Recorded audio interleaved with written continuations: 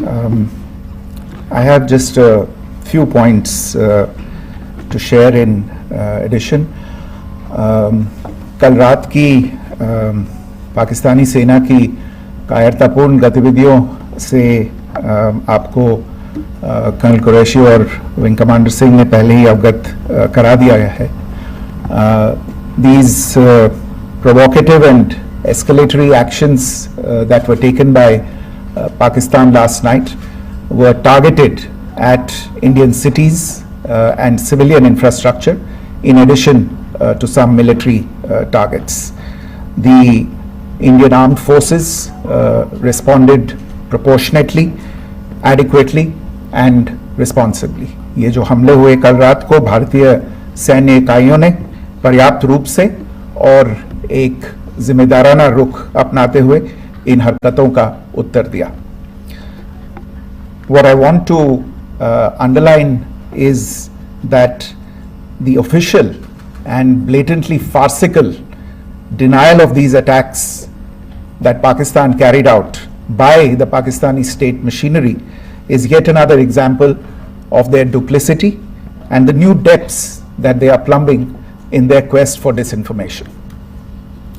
The other point in the same vein is Pakistani claims that they did not target or attack any religious places. You would recall that yesterday I shared with you an incident related to the attack on a Gurdwara in Poonch.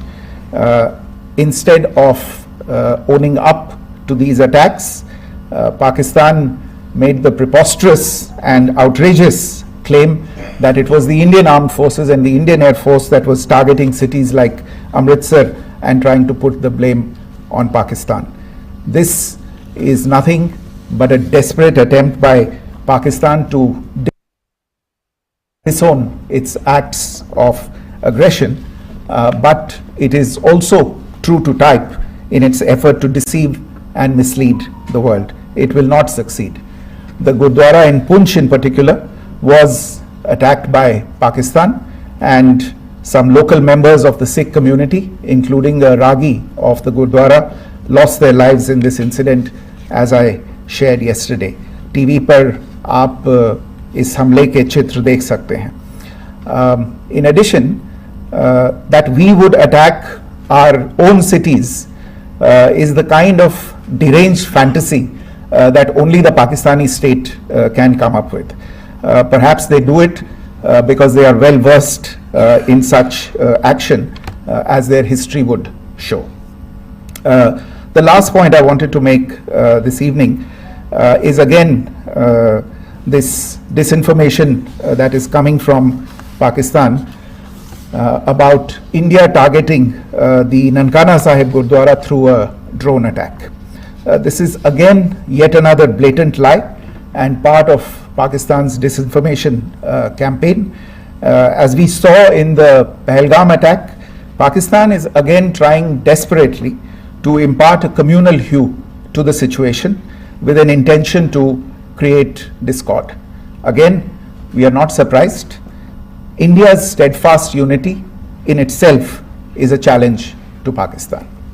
Let me stop there. I have time only for a few questions and be happy to try and answer them. First, I call Siddharth. Siddharth, please. Hi, sir. I'm Siddharth from Beyond. So this way. Siddharth, behind, please. The other Siddharth. Yes. Hi, sir. I'm Siddharth from CNN News 18. Sir, I only want to know from you the status of Kartarpur corridor. Is it open or not? If you can. I think you are all aware of the situation along the entire India-Pakistan border and the areas around the line of control.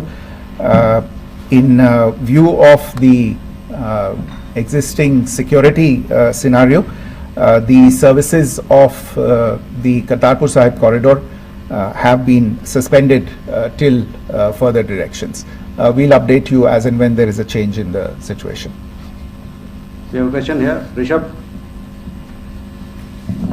So, good evening, Rishabh from Times Now. So, you spoke about religious places being hit in Jammu. There's another religious place, which is Carmelite nun church that has been hit. What do you have to say about it? If you can explain that to us. Yeah, actually, we do have some information about this extremely regrettable and condemnable incident during heavy shelling across the line of control in the early morning of 7th May.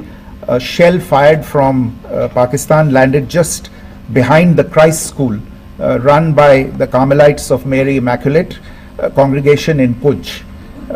Tragically, the shell fired from Pakistan hit the home of 2 students of the Christ School.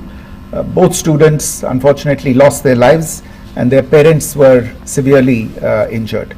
Another Pakistani shell struck a Christian convent of nuns belonging to the congregation of the Mother of Carmel, damaging water tanks and destroying solar panel infrastructure.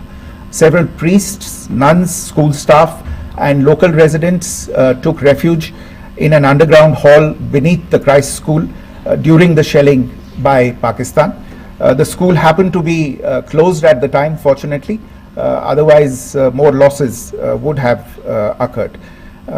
Again, we have seen the Pakistani side targeting and shelling places of worship with a particular design. This includes gurdwaras, these convents and temples. This is a new low even for Pakistan. You have a question here, Pranay. Sir Pranay Upadhyay Amar Ujala से।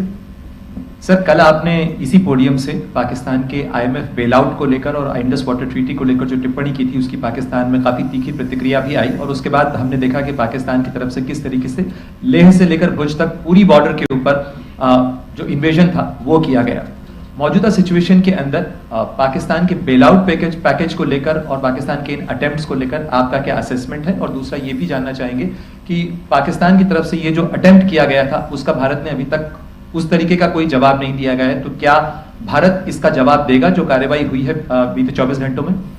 देखिए प्रणय, जहाँ तक Indus waters treaty का सवाल है, मैंने कल विस्तार से उसके बारे में इसकी चर्चा की है. Indus waters treaty is in abeyance and as such I have nothing further to add to the decision that was announced by the Cabinet Committee on Security. जहाँ तक IMF bailout का सवाल है, आपको ज्ञान होगा कि IMF की आज मीटिंग हो रही है. हम वहाँ पे अपना पक्ष रखेंगे और जो हमारा मत है इन चीज़ों को लेके वहाँ पे साझा करेंगे दूसरे मेंबर्स के साथ. ये बोर्ड पे निर्भर है कि वहाँ पे क्या निर्णय होता है. और जहाँ तक जो कार्रवाई हुई है उसका जवाब देने का जो आपने जो प्रश्न उठाया है, जो आज ब्रीफिंग हुई है, जो आपको सूचना मिली है, मैंने भी कहा है कि जो आज सवेरे तड़के सवेरे जो गतिविधियां हुई, भारत ने उनका एक जिम्मेदारानापूर्ण तरीके से और एक पर्याप्त तरीके से उसका जवाब दे दिया है. सिद्धांत. Hi sir, Siddhant from Vyomika. Sir, the External Affairs Minister has spoken to many of his counterparts around the world. Yesterday he spoke to the US Secretary of State Marco Rubio. So what were the key areas of conversations during that call? Yes, the minister had a conversation with the US Secretary of State. As you can imagine, the focus of discussions was the terrorist attack in Pahalgam and the response that India mounted after that on the 7th of May. The Secretary of State shared his thoughts on these developments with the minister.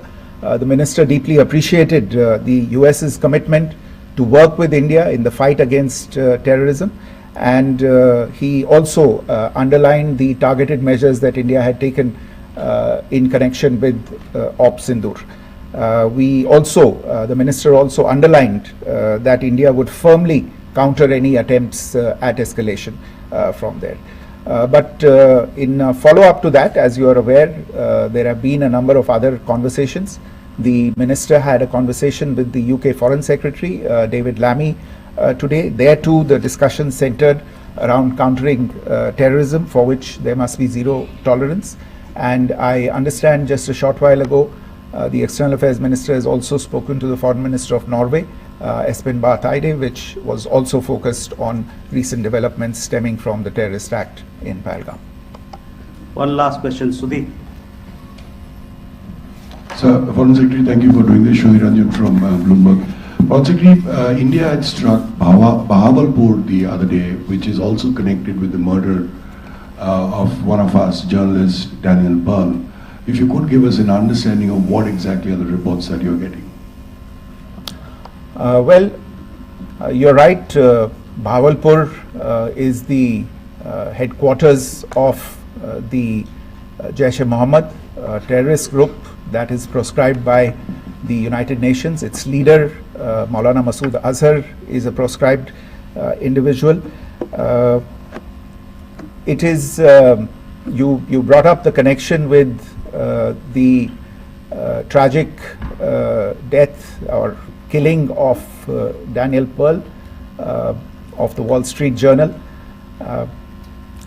The Jaish-e-Mohammed was in some way directly or indirectly responsible for the death of Daniel Pearl.